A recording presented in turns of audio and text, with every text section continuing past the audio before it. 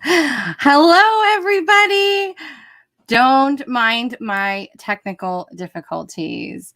Welcome to this awesome interview series that I'm going to be doing about going from where you are to where you want to be. And I know that that is a lot of us right now, where we find ourselves in situations and energies, whether it's with our job or our relationship or our finances or whatever it may be, where we're just not satisfied, where we feel like there's more or there's something else we could be doing, or we feel that pressure, that urge to grow and transform and evolve. But the how to get to where you want to be is what everybody always wants to know. And how to is one of my specialties. I have a very large arsenal of modalities and things that I have done. I have experimented in so many things, and that makes me somebody that's able to help just about anybody. But today is not about me. Today is going to be about one of my former students, and she took a journey with me in 2017. And this was a very unique journey because for those of you who are new to following me, what you don't know is I went through about a year and a half of working with babies in the womb. And I would work on their spine because it's one of the very first things that develops when the baby's developing its skeletal system. But in the spine, and each vertebrae holds wisdom. It holds the epigenetic information from all of our lineage. And a lot of times, and I was one of those people, one of those teachers that was like, oh, it's only 7 years back. It's not. It's literally every person in your lineage is carried forward into whatever incarnation, right? Which we all really know it's all happening simultaneously, but for a linear perspective, it's carried forth into this now moment. And that's all stored in the vertebrae.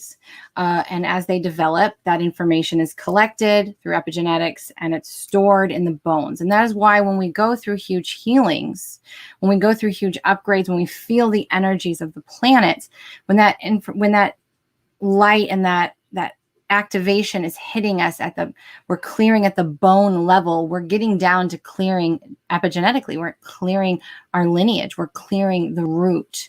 And that's why we'll have tremendous shivers, or we'll have cold and flu-like symptoms to where our bones hurt, right? Our bones are aching, or we're cold, or we have pains in them. And so our bodies are made up of bazillion light codes. So anyway, in 2017, even in 2016, 2017, a little into 2018, I did a lot of work on babies in the womb. And this particular student is Angel Turpin. And we started with working on clearing in the baby, but she decided to take a journey of really healing some very deep trauma that's very relevant in today's world with what's happening, okay? What everybody's seeing out there. And so she went on a deep journey of healing those traumas with me, and really also not just that, but also stepping into her divine life path. And that is something that takes time. It's a journey. And so she was unlearning all that she had learned and relearning who she is at her sovereign divine level. And so without further ado, I would like to bring Angela on and let you guys meet her. Welcome, Angela Turpin. She is a breakthrough coach. Woo woo. Oh, wait, you're muted. There we go. Now you can talk. Maybe. No. Unmute. There we go. I think that I unmuted as you unmuted me, and so it muted me. Most likely. That sounds about right. That's so funny. Hello. Well, thank you for being here. And let's just start with, listen, you guys, this kind of took us a direction that I had a feeling it was going to go into, and we'll get to that. So we have a lot to cover. But I really want to just give a brief intro of where you were when you came to me in 2017 and what kind of things that you were experiencing and needing to heal. Sure. So actually, I kind of want to take it just a little, I think almost a year back, actually, I think when I first came in contact with you. And it was when I was part of this Facebook group, Namaste. And you're like, I have a group that, and I don't know if other people are part of the Facebook group, but it's just not what you think that it is. And you're like, I have a group that I promise it is what it is. And so I jumped in on that. And then I started following you. And then we had very similar stories as far as my stepdad goes and your father goes. And I was really grieving my stepfather. And I didn't know that. And then I think I reached out to you to do like a card reading because you had it on special. And my question was whether or not I should be moving to Texas. And then I kid you not, 6 months later, I was pregnant and reached out to you and was like, I'm having these crazy dreams about dying. What am I supposed to do? And then you gave me some things to journal on because I was an advocate about journaling already at that point. And I journaled about it and then reached back out to you and you're like, look, I can help you. I want to help you. And you have to decide if this is right for you. Yeah. And I was and I don't know what it was, but I was like, yes, this is right for me. I have no idea what's going to happen, but this is absolutely right for me. And then we started working one-to-one. And when I was working with you one-to-one and looking back at it now, I was very hurt, wounded little girl that was so timid and so ashamed of what was going on that I didn't know if I was ever really going to be where I'm at today. I was so You couldn't lost. see it. You couldn't see it. No, not at all. Not at all. And even within the few weeks of us working together, I left my baby daddy. And then all of a sudden, everything started pouring out. I mean, I'm just pouring out. And so I started kind of learning how to stop controlling things. I learned that just about everything that was coming into my life was a trigger, was a flashback, was a memory. And I really started to unlearn wounds that were so deep. I don't even know how you were able to get some of those walls down and those barriers down, because at that point, I was all about hurting everybody else before they hurt me. And I always had a chip on my shoulder, and I was avoiding and escaping any type of pain and not even just pain, any type of emotion. It wasn't just shame or guilt or whatever. It was anything. I had such a hard time even feeling happy.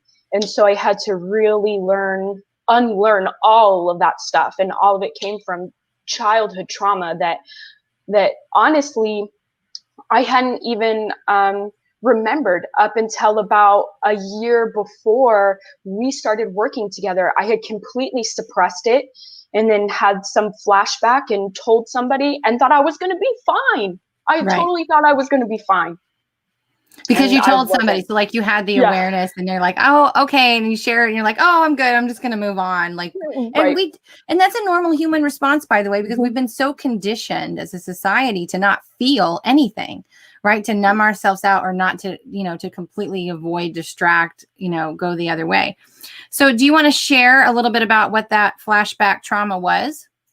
Sure. So at the time, even when I was working with you I thought it was from the ages of 4 to 7, but it turns out that it was really about 3 to 8 years old that I was being molested by a family member.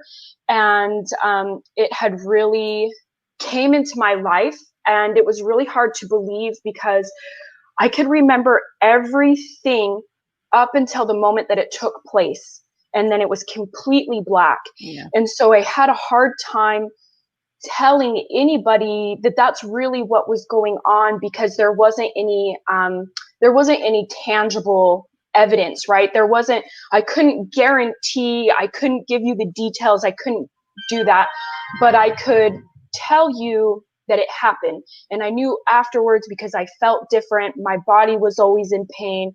And so that's where the bulk of it came from. Right. And then I lived in it forever.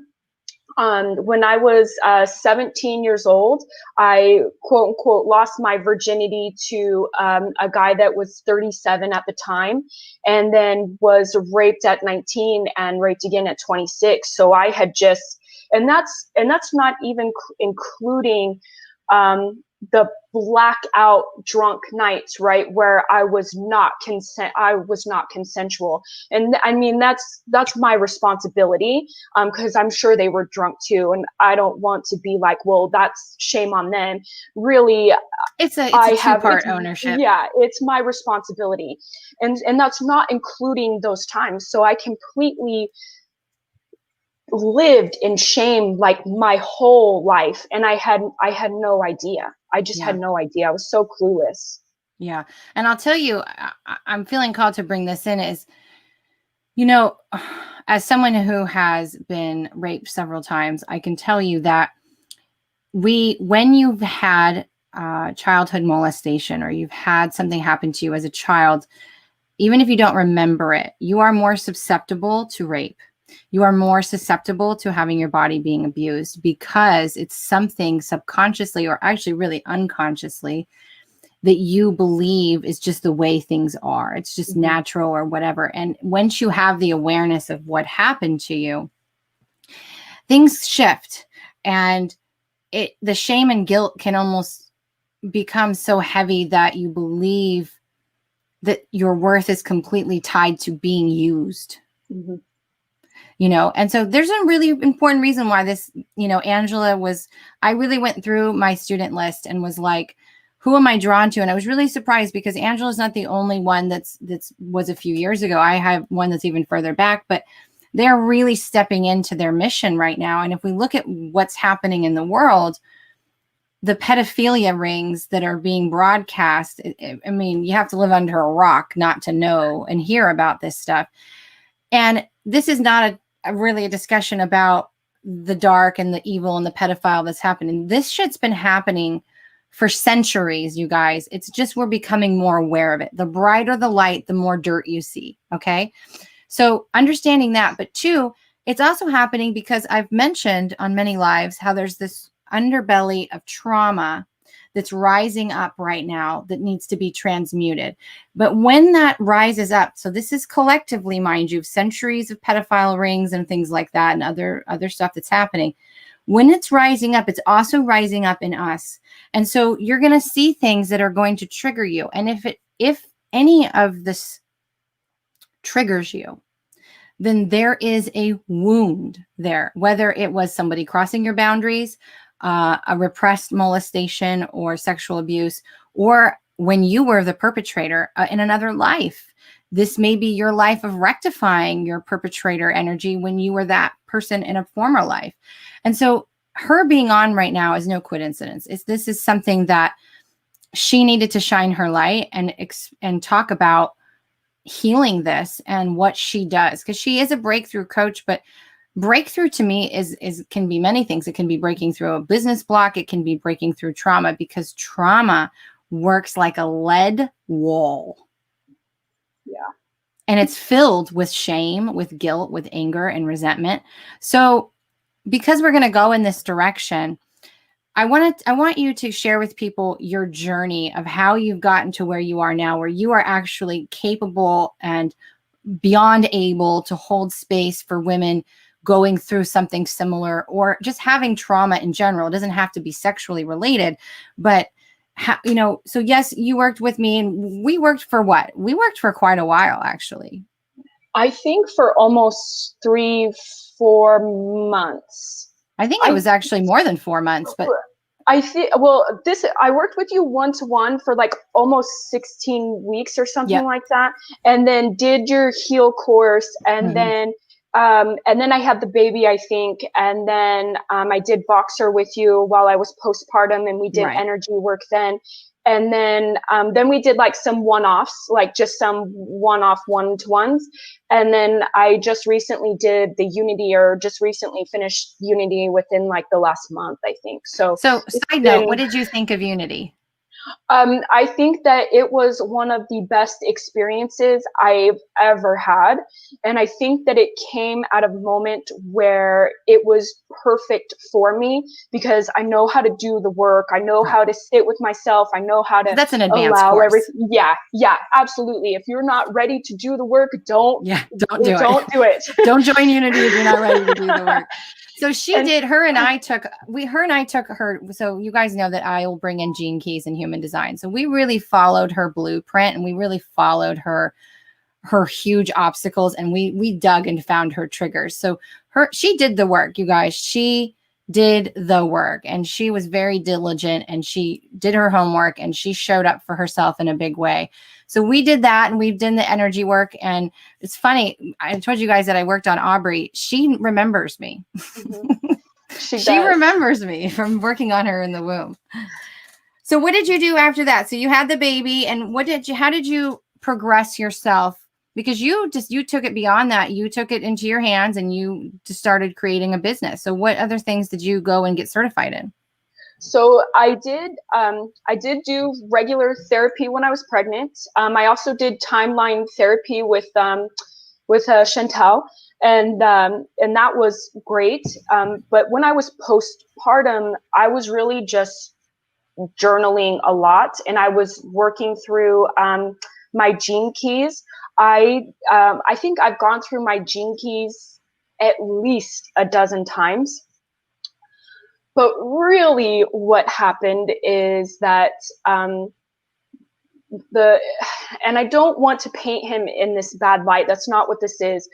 But my baby daddy was consistently coming at me in such a way that my only option was to heal, because I was not going to continue to allow the abuse that I allowed when I was pregnant. Right. And I allowed it when I was pregnant because I was going through all this healing, and I couldn't tell what were my hormones and what were triggers, right? So that's a legit thing. So I just stayed quiet, but also at the same time, I was so desperate for him to see my worth, and so desperate for him to love me. And then I got a letter from his lawyer that said that my mental health was in question. And I thought it was crazy, because 4 or 5 years ago from that point, that would have been a legitimate statement. And so here I am postpartum, raising our child completely by myself, and he's questioning my mental health. And he's saying, you know, and he keeps telling, I'm going to take her from you. I'm going to take her from you. And when you're a first time mom, you think that people can just take your baby. Right. Like, it's a real fear. It really is. And so I remember holding on to her. She's 3 months old, in the hall, just crying and crying and crying. I'm not going to let him take you. You can love him all you want, but I'm your mom. I'm here to protect you. And just crying and sobbing. And then all of a sudden, 20 minutes later, I got up and I was like, it's fucking time. I'm so done with this. And so I had completely stepped into my power. And then anything and everything that he brought to my attention, I was just like, thank you, I'll heal that. Yep. Thank you, I'll heal that. Thank you, I'll heal that. And so really, really, as much as I want to be mad at him sometimes, he is very much he's the biggest catalyst for your transformation. Yeah, absolutely. He totally, in the words of Selena Gomez, he totally set fire to my purpose. So I was just like, dude, I love it. I freaking love that. It's so true, because now, nobody likes being in the trigger. No one likes feeling the pain. No one likes pacing up and down or laying on your closet floor, which is usually where I am, crying and sobbing. But you have to feel it to heal it. Like, you have to allow yourself to completely go into it. But again, when I'm triggered, I'm the same way now, where I'm like, this doesn't feel good, but yes, I'm so excited for the space I'm about to make. Like, this is awesome. And it's like, it gives you it almost lessens the blow of what you're about to go through, because you see it's happening for a good reason. And this is the beauty of healing. Like, some people are like, I don't want to do shadow work, and I don't want to touch on that, and I don't want to touch this with a 10-foot pole. It's like, just do it. Like, dive into it. Otherwise, you manifest health problems, and you have all of these issues. But you had, I mean, you made some huge shifts during our thing, because you quit. You didn't just leave him, but you quit your job, right? You were going to sell your home, and you kept it. Like, she had all the things stacked against her. Like, she's like, she didn't know where the money was coming from. She didn't know where anything was going to come from. And she chose herself, and she took that risk, and she stepped out on her own, and it's paid off. Like, I'm always watching her, and I know that she's doing really good things. One of the things that kept coming through for you was to write a book or a journal. Like, there was something you needed to put down, and you did it. Like, I told you that, and you like, the next thing you know, you're like, okay, here it is. I was like, what? That was fast. I've always been that way. Even when I was working for corporate, you don't need to give me direction. You just need to give me some idea. And I'm like, okay, I'm going to go fly this way, and I'm going to do what I think I'm supposed to do. And then I'm going to deliver it, because, that's it. And especially when we were working together, because I wasn't clear enough in my channel, and I didn't trust myself enough. When you said things to me, I knew that it was being delivered from source, right? Like, I knew it was being channeled, and I needed to hear it, because there was no way I was going to do it if I thought of the idea. So. Right. And that's the thing, is this is the biggest thing that you get from working with, I would hope any private mentor, honestly. I would hope is their goal, is for you to learn to trust yourself and your intuition, because she was going through an awakening through her pregnancy. That's why she was having the flashbacks. That's why it's funny. You were talking about something about how I was able to get through the blocks. And I heard Aubrey helped. I'm not surprised. Because that's the thing, when you're pregnant, it's not just your aura. Now, their aura is developing inside of yours, which makes yours bigger. And so they are amplifying these energies as they're epigenetically pulling that ancestral line in. It's almost like the perfect time to do this deep work. Right? Because I was able to clear some generational stuff within Aubrey before she was born, right? Anything that she wasn't designed to go through in this life. It's not that I'm changing her life plan, but because of what she was kind of pulling up into her, that stuff was all very relevant. It was all coming up, and it was busting you wide open. And, one of my besties, Ashley Pfeffer, it took her 3 kids to wake her up. So kids generally can and will wake you up. And bring that in. So she's the one that really was the gift for this. Yeah, she definitely, without her, I'm afraid I wouldn't be where I'm at right now. I still think that I would be at my corporate job. Not that my corporate job is like anywhere available to be working at, as far as I understand, but I would still be miserable going to my job and not understanding what's wrong with me, because when you're not awake, you think that all the time. What's wrong with me? I'm supposed to be happy. I'm making $50,000 a year. Even when you are awake, you have that. Well, yeah, of course. But I mean, that's like your thought, right? What's wrong with me? There's something wrong with me. There has to be something wrong with me, because I'm not fulfilled, because I'm have everything that everybody says that you're supposed to have, and I still feel like crap. And so it's not external things, man. No. It's that internal drive that just kicked on for you. I remember you were so bored at work. You were so bored. And I was like, work on your business. Like, totally work on your business while you're getting paid for somebody else. And you did. You totally did. Yep. I was in my little cubicle. We had like barn doors. I sat in my office, and probably I had regular work for like maybe 2 or 3 hours a day. And I just sat in there quietly typing away and doing whatever I could without, being loud or getting in trouble or whatever. And I was just so bored. And because the thing is and I know that this is instilled in me by my parents, which I really appreciate. I want to work. It's not like I want to do something and get, or I don't want to do something and just get handed this paycheck or whatever. I like to work. It's actually in my human design that I'm a generator, right? So I love to work. That's who I am. And so for me to sit in an office for 8 hours and maybe really work for only 3 hours a day is not, that's not what I'm designed to do at all. Yeah. And I didn't understand that at that point. Right. But I mean, I had always worked. And even now is a little bit different because I have to work around Aubrey's schedule. But I mean, when it's time to work, I'm going full force into that work. Things have been a little bit different because, and now I understand what it was and why it was happening.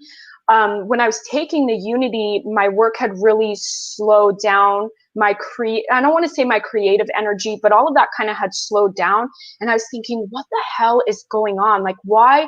I don't want to work. I don't want to do these things. And I started to realize it's because I'm integrating, but also it was because I was taking the easy way, right? And not that working with women that are stuck and need to break through and have all these things that they're dealing with, but it wasn't what I was truly passionate about.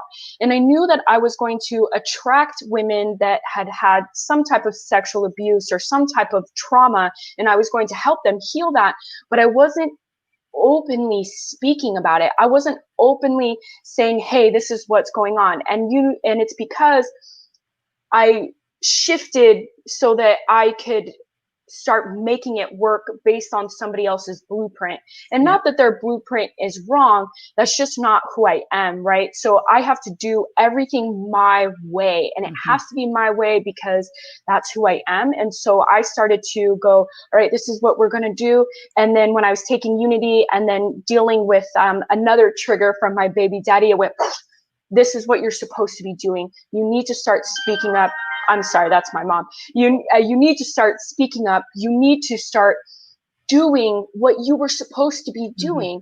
And I was like, oh, I do remember even 2 years ago telling my friend at the time that I am going to be the sought after woman of healing women that have had sexual trauma. I remember saying that. I was like, that's what I'm going to be known for. People are going to seek after me all over the world, and this is what's going to happen. And then like a year later, I was like, I don't want to do that. And now all of a sudden I was like, what the hell was I doing? Well, we go through these phases because, we go through these phases where we have to evolve ourselves, right? And so you took a little side journey, but it wasn't really a side journey. It was, you have to be prepared to talk about something like that. You have to not just, it's one thing to heal it. It's another to integrate it. Right. And the integration part for you, which is something that I would like for you to talk about for a little bit, is you really were out of touch with your inner child. Like completely. You and I have a very strong work ethic. I'm not, I'm a manifester, so I work differently, but I have willpower like nobody's business. I could run circles around most people, right? And it's just the way that I was used to operating. And I had to do the same thing. I had to get in touch with my inner child and learn to play again and to be stupid and silly or whatever you want to call it. And just get in touch with that, because that is the creative energy. That is the bridge between the unconscious and the superconscious. It is the peacemaker. It is the gray area. And so talk about that for a little bit, because you were really out of touch with your inner child and you needed that time of going, because Unity for you was pulling some roots and really reconnecting you back. And that was a very, I call it the rebirthing experience. And that's exactly what it did. But you have to reconnect to those parts. So talk about the inner child work for a minute. Yeah. So connecting with my inner child was one of the hardest things that I've ever done. And it's because, not only did I have this trauma as a child, but in my house, and my mom was just a product of her environment, and not that she did anything wrong, she just didn't know better. In my house, you weren't allowed to have emotions. You weren't allowed to talk back. You weren't allowed to have your own thoughts. So here I am as this little girl that is, I don't want to say different, because I was unique. I was very strong-willed. And so I would, you tell me no, we're going all the way in. And so all of a sudden got a little fire in you. Yeah. So I was punished as a kid, it was, and things were different then, right? Like parents really did beat their kids. And I'm not like, I wasn't beat like abuse, like some of these children that we see, but I was beat. I was trying to get the strong-willed beat out of me, right? That's essentially what it was. I had completely disconnected from that child so that I could be loved. And I continued to do it to myself, even as I was going through the healing process. And even when you would tell me you need to connect with your child self, and I would do it like just a little bit. And then even as Aubrey was born, it was very difficult for me to bond with her at first. And that's actually a response. It's actually a symptom of complex PTSD, is to not be able to bond with your child immediately, or to struggle with that. And I didn't know that at the time. And so I think that I had rejected her almost because she was innocent. She needed me. She trusted me. And so I was just like, I can't believe that. Because you had rejected that part of yourself. So of course you're not going to accept it in a child or anyone else for that matter. Oh yeah. So, and then within the last year, especially when we were doing Unity, I was just like, all right, I'm so tired of not feeling like I can't play. I can't do silly things. I can't dance around the house or whatever, which is like one of my favorite things to do. And I was just like, it's time. And of course I journal. Everything is journaled. I don't, not that I don't speak aloud or anything like that, but everything is journaled because I channel better that way. Everything is flow through. Yeah. So I would just be like, all right, it's time for you to come forward. It's time for you to tell me what it is that you need, what I need to do for you. Please start telling me what I can do so that you're being seen and heard, because whatever's going on, it's not working. And so all of a sudden these things would just come forward. And I mean, we're just talking about so much stuff. And I'm just like in tears, like every other day. I've suppressed this. I can't believe this. And so what I really started to do is start to do things that I always wanted to do. Go sit outside and look at the sunset. Go look at the stars. Go watch a movie with Aubrey. Go play with her. It's okay to go play. Go have dance parties. Go do these things. And even now, and it's so funny because we were just at my sister-in-law's house. I was dancing in the car the whole way, and she was just staring at me. And I was like, it's okay to have fun. And so I was just like, oh man, the tables have turned. Right. Because it really does. It gets your creative juices going when you allow yourself to be in that energy. But you nailed it when you said, like, you're disconnect. Because when you disconnect from that part of yourself, all that is you don't want to see, hear. It's not, that part of you is not safe. That's self-hate. You don't love that part of yourself. And so when you aren't listening to that inner guidance that's telling you to reconnect with that part of yourself, it'll start to show up outside of you. And so you manifest relationships, you experience it with your own children, because our triggers, our children and our significant others and our family members are always going to be our biggest trigger points. And that's the way we designed it. We designed it that way.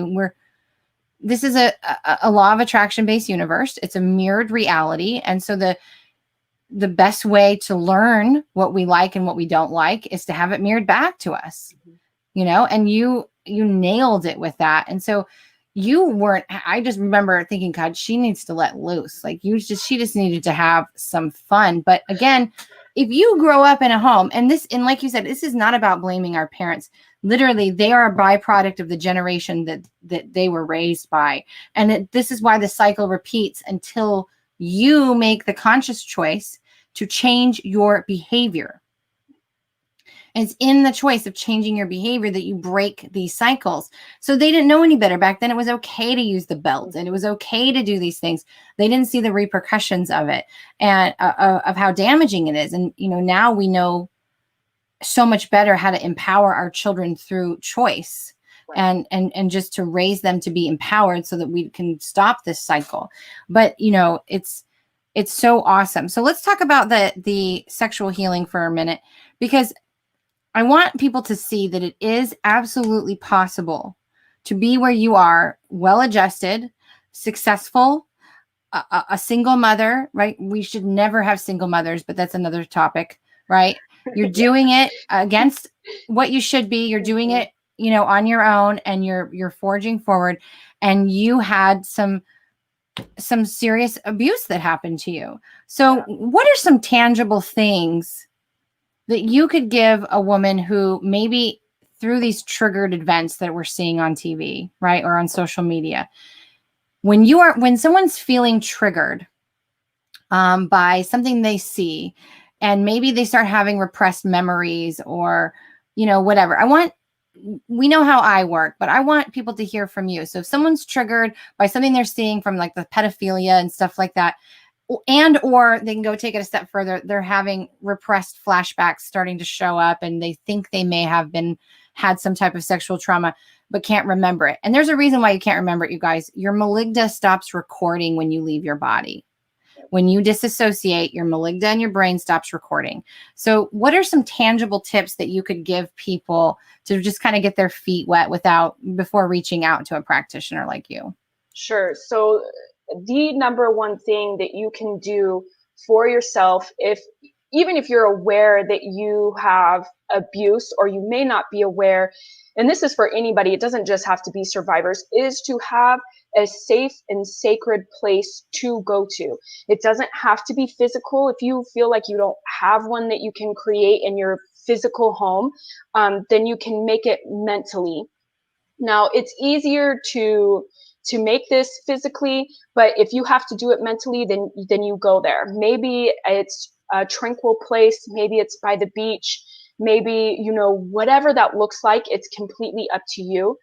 But in that place, you're allowed to feel whatever it is that you feel. You're allowed to have the triggers, but you're also not allowed to hurt yourself in that sacred space, right? And I know that as survivors and as anxiety and these flashbacks ramp up, you want the pain to stop, right? You want it to go away. You don't want to deal with it. And it's almost like pouring out of you and you just want it to stop. And of course, we automatically go to, if we want it to stop, that means that, we're going to take our life or we're going to hurt ourselves. In that place that you create that is safe, you have to make a contract with yourself that you will not hurt yourself in that sacred space. So anytime that you're triggered, whether it's from Facebook, from the news, from family member, repressed memories, immediately go to that spot and just sit there and just let it pour out. And see your pain, your own pain. Yes, and you have to. And I know that a lot of us want to believe that if I don't deal with it, it's never going to bother me. That is the biggest load of BS I've ever heard and that I have ever made up in my life, because all it ever does is intensify. So if you don't want to feel this intense pain of the flashbacks, the second you have it, you've got to be with it, right? You have to be willing to see it. Otherwise it does get worse. And you want to be aware of that, right? If your goal is to avoid the pain, then just go head on as soon as you can so that the pain doesn't intensify. Because literally, she's right, you guys. If you literally only have to feel it to heal it. If you allow yourself to completely feel it, it will not be as long or as intense as if you have resistance to it. Right. Exactly. Let's see. And another third thing is to have someone in your corner that knows what is going on. And they are able to hold space for you. They're able to be there for you. They help you. They'll be there no matter what. You need at least one person. And I say this because I spent a majority of, the last several years isolating myself. And when I was going through these flashbacks and these triggers and everything, I had Johanna, but I was so afraid of being vulnerable with people that I didn't know I could even reach out to people. And so you have to be able to just have one person you feel safe to be vulnerable with, because they will change the course of how long things last, of your feeling of not being safe. They actually really change that. And that really leads me to another point.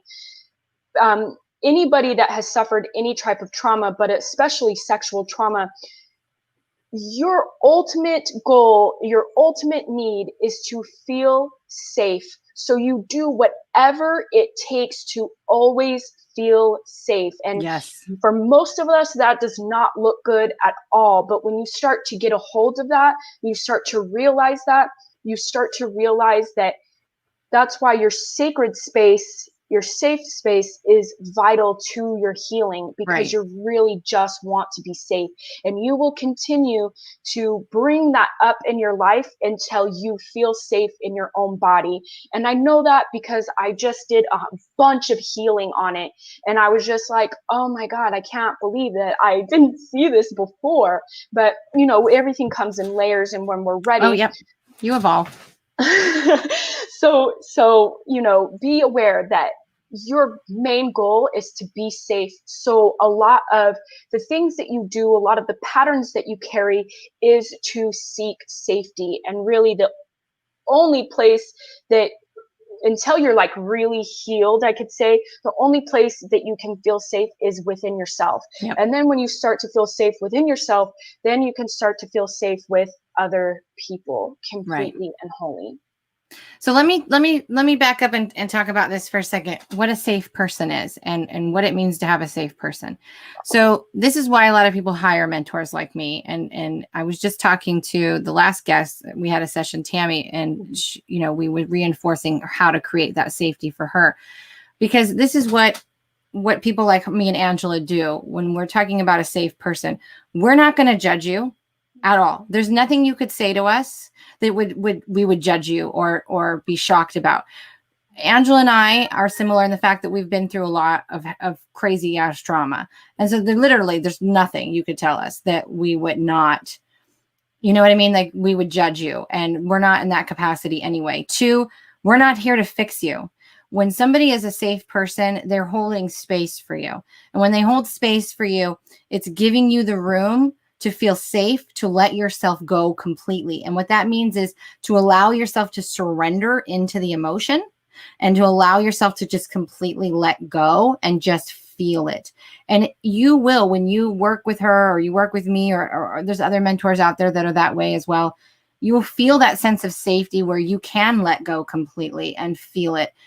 Because if you heal in safe relationships, we are always going to attract where we are. So again, it's not that you need somebody, but it is vital in trauma work, in my professional opinion, because I do more of the somatic therapy of trauma, to really have somebody that will hold that space for you that you can't hold for yourself yet, and just allow you to be safe to express whatever is coming out of you, and just to be able to share it into a void of love, pretty much is what it is. So that's what a safe relationship is. It's not someone who's going to give you advice that's unsolicited. It's not going to be somebody who is judgmental or doesn't agree with what you're saying.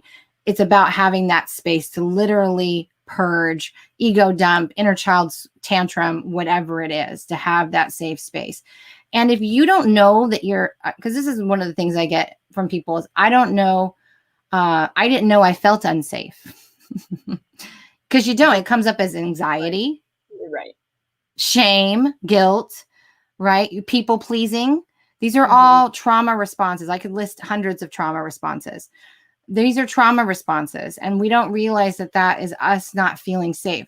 So from my perspective, what I always talk about is presence and awareness, getting super in touch with your body and what it's telling you. So do you do any of that in your work as well, Angela?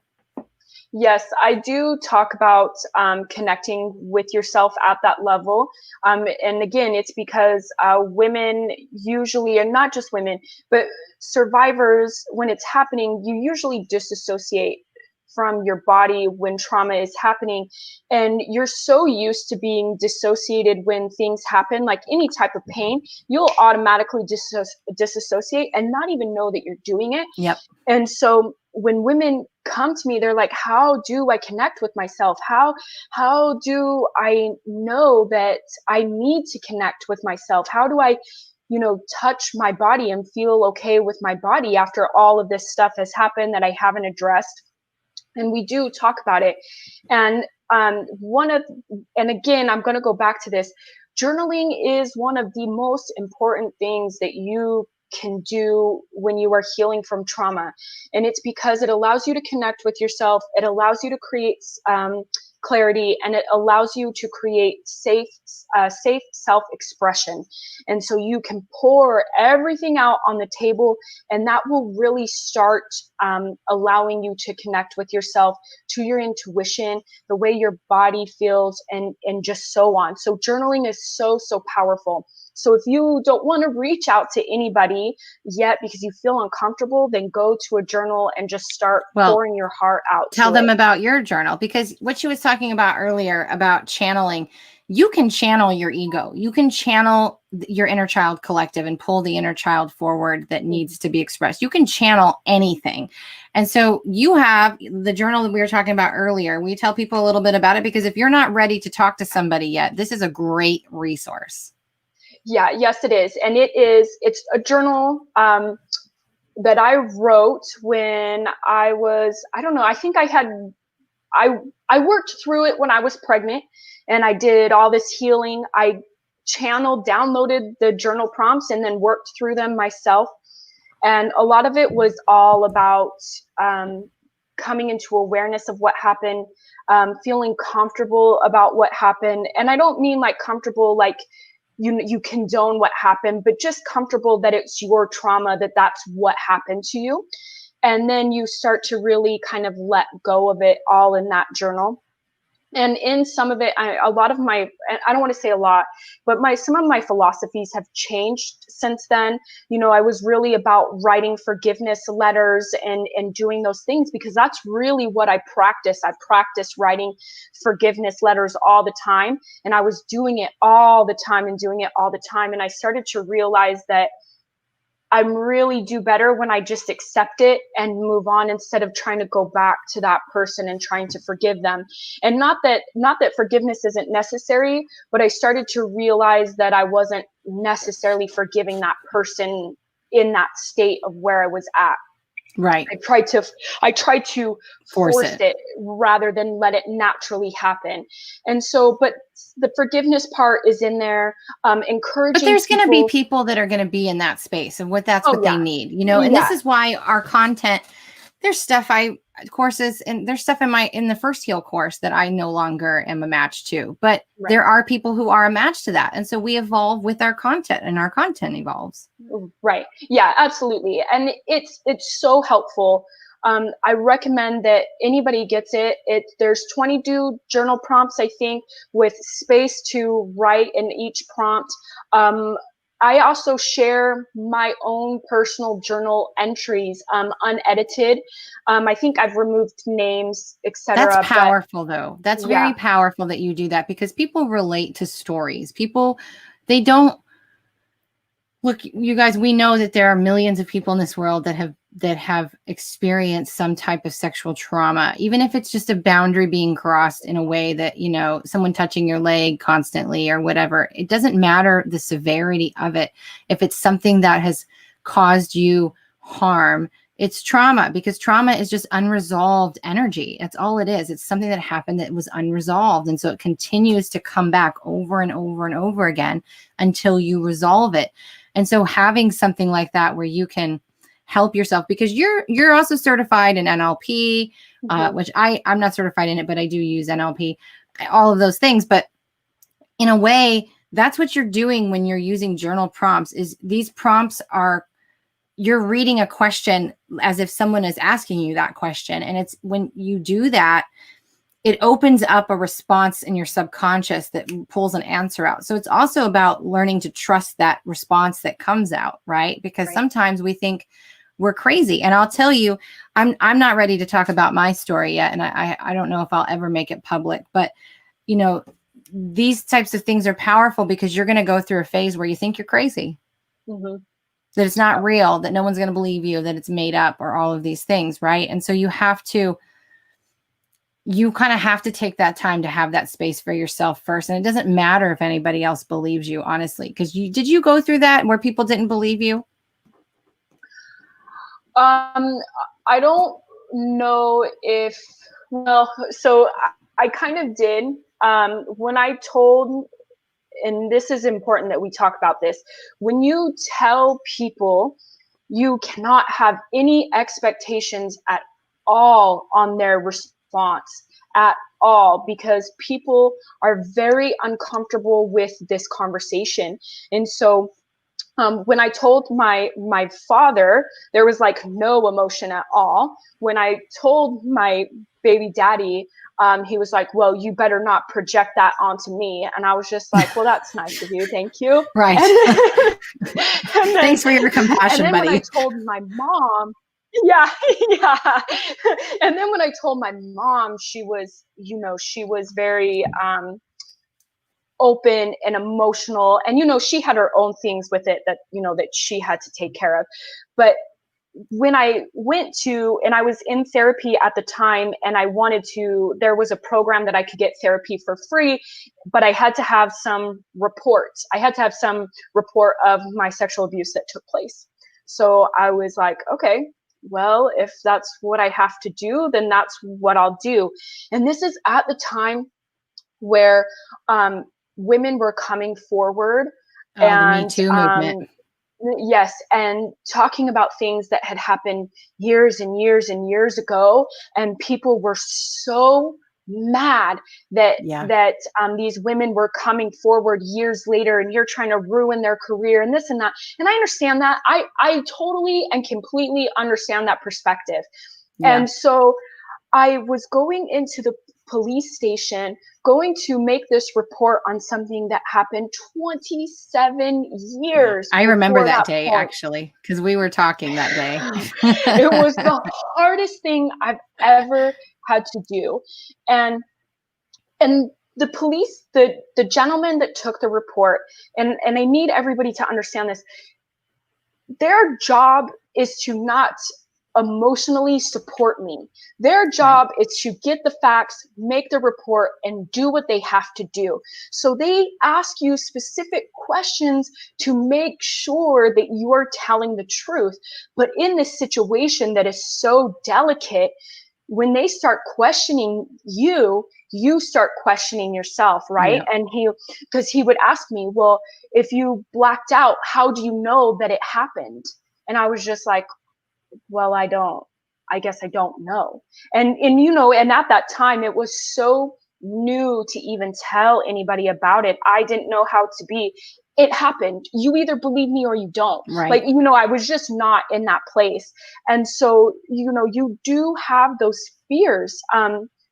Is someone going to believe me? Is this person going to believe me? Are they going to take the report? Do they believe me? And truthfully, at the end of the day, it doesn't matter if that guy believed me or not. It's completely irrelevant. However, there are anybody or some people that have gone through the trauma as a child and told somebody, and that person didn't believe them, which re-traumatizes you. Yes, it makes it's like a second trauma. Yes, and makes your whole, how do you ever come out at that point? And you just have to really learn how to get very comfortable with yourself and very accepting of the trauma that takes place. And you have to be tough enough in your own skin that no matter the response you're getting, you know the truth, and that's all that matters. And so when you get to that point, that's when I feel like people can start speaking up. I don't think it should be done prematurely, because you just kind of tell everybody sometimes, and the truth is not everybody needs to hear your story. Not everybody is here to support your story.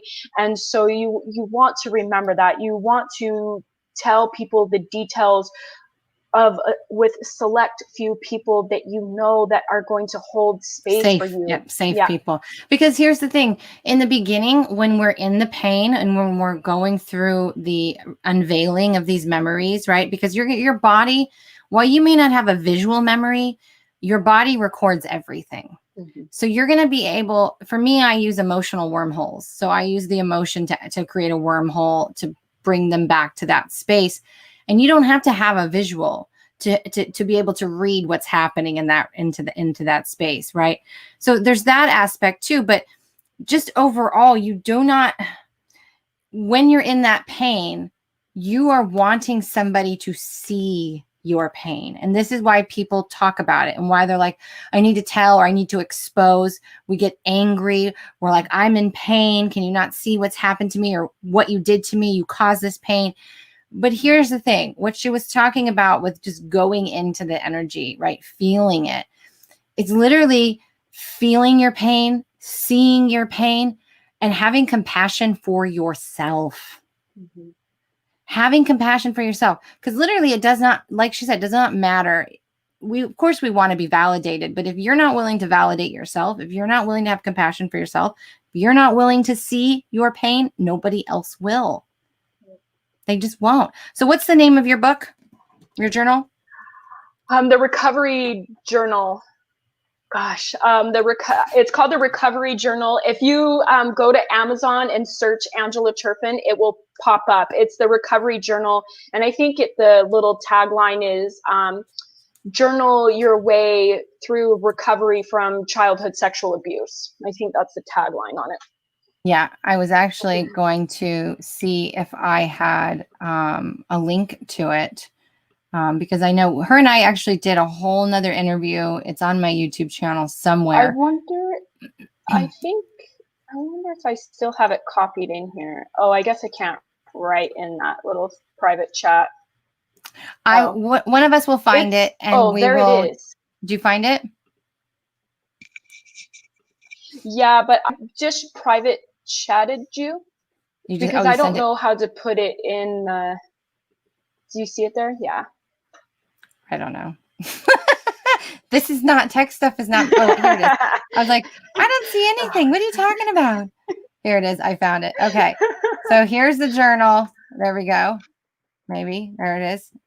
That way, if anybody wants it, or, this, like I said, this is a good way to just kind of, especially if this is something that's happening.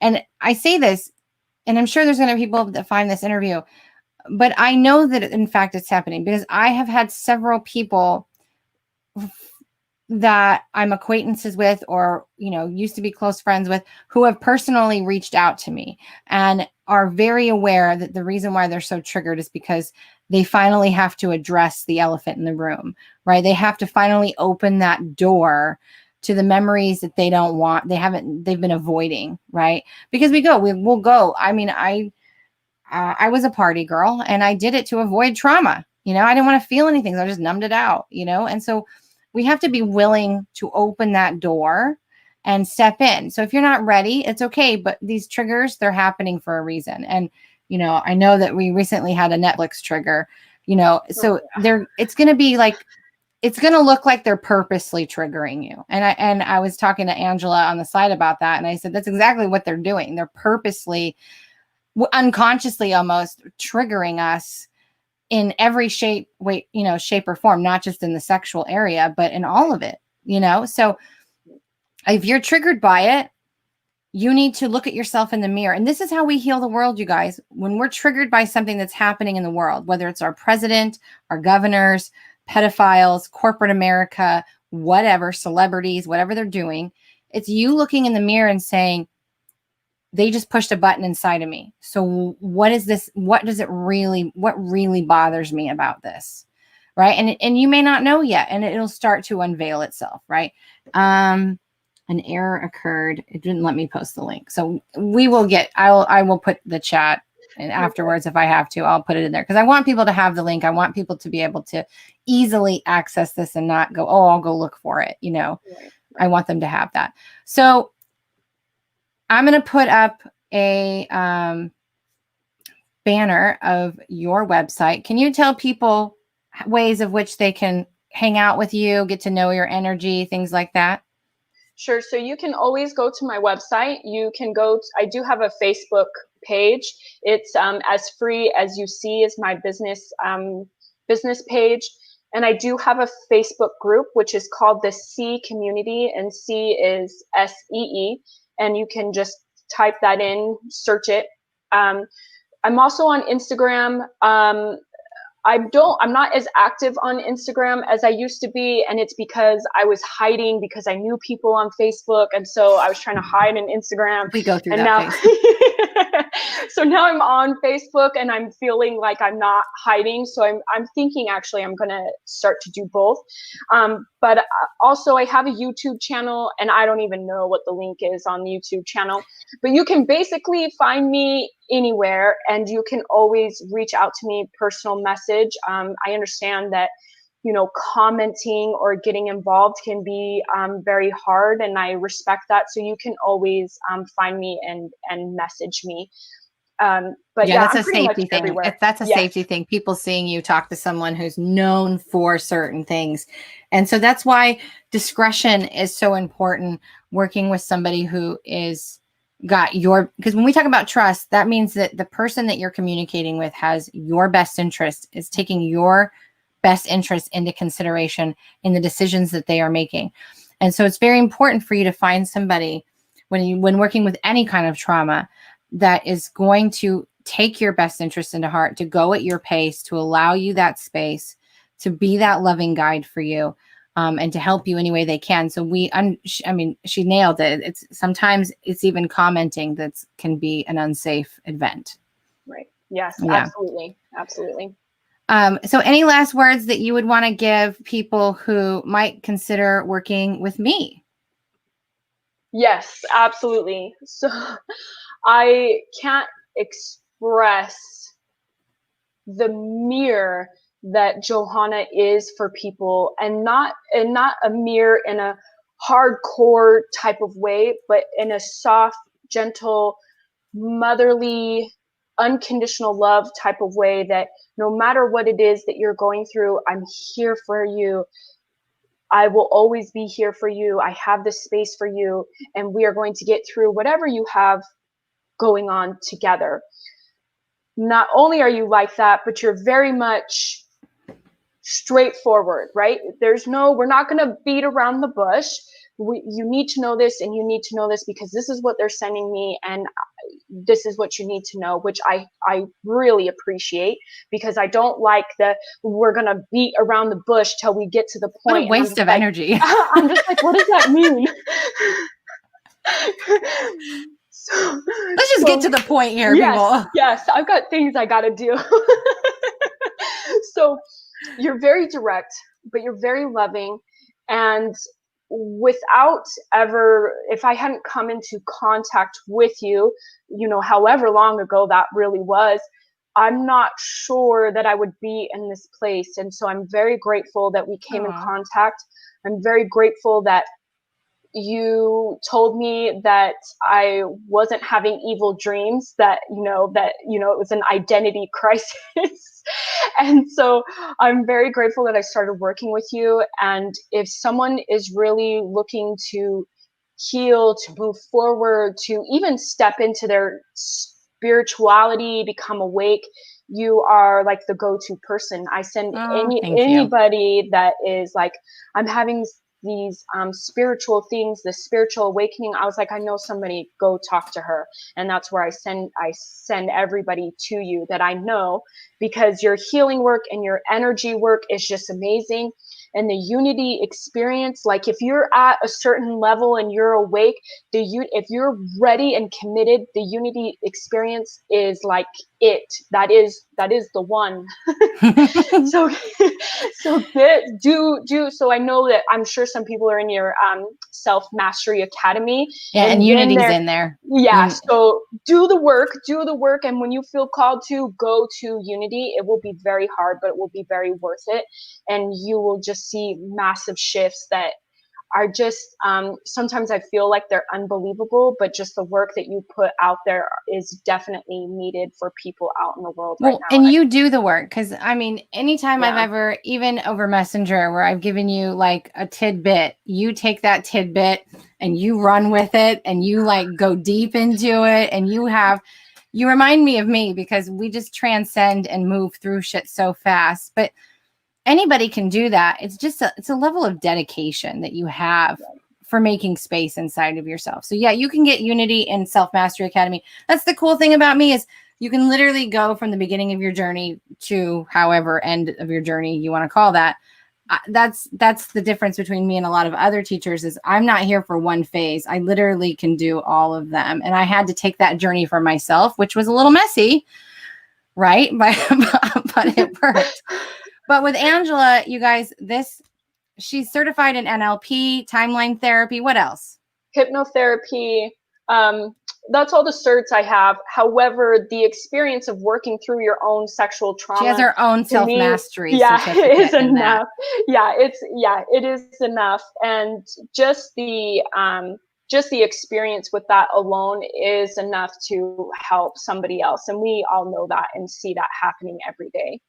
Yep. So if you've had any type of trauma work and you feel called to work with Angela, or you have had a sexual trauma in any way, shape, or form, get to know her. Get into her Facebook group. Follow her on Facebook and Instagram. All her links are in. If you're on YouTube, it's in the description below. If you're on Facebook, it's up above. All her links are there, including her website. She's an awesome blogger, and she is really good with the journal prompts. And even if, like me, I don't really journal anymore, but I love prompts to speak out my stuff. So however which way you need them, the prompts are very helpful and very important. So I just want to tell everybody, thank you for joining us today. It looks like my internet's glitching out. So perfect timing. Thank you, Angela, for joining and being here. And you guys, please support this woman. If you have someone you know that needs someone like that, please direct them to this video or direct them to Angela. She is going to be the go-to person. You will see her on a stage soon. It will happen. And I just love you so much, and your bravery and your courage and your dedication is just a beautiful thing. And I'm so grateful that we got to work together. Me too. And thank you so much for having me on here and being here for me. I'm just so grateful, and I have so much love for you. Yay. Thank you. I love you too. All right, you guys, we'll be back. I'll be back on Thursday with another interview. And